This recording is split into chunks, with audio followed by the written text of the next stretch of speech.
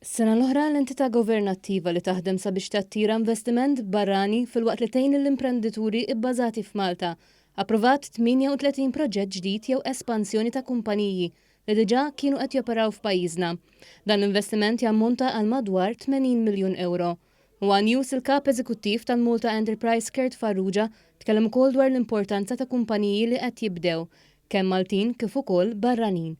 Il-Malta Enterprise tagħmel sforz u toffri bosta inċentivi sabiex issaħħaħ lil dawn il-kumpaniji għax iħallu impatt fuq it-tkabbir ekonomiku. Nattiraw startups biex ikonna anka niċċeċ ekonomiċi ġodda fl-ekonomija ta' pajjiżna. Allora foqsma bħal life sciences u anka medical technology, biotechnology u anka f'teknoloġija bħal AI u oqsma oħra fit-teknoloġija daw ikunu qegħdin jinvestu f'Malta u jibnu il-biznis tagħhom minn Malta.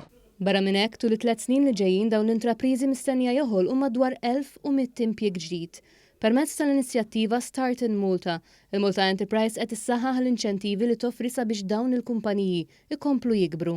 Dan juru li l-investiment dred barrani qed jibqa' b'saħħtu, investiment ġdid, espansjonijiet ta' investimenti li qegħdin f'Malta illi qed jikbru.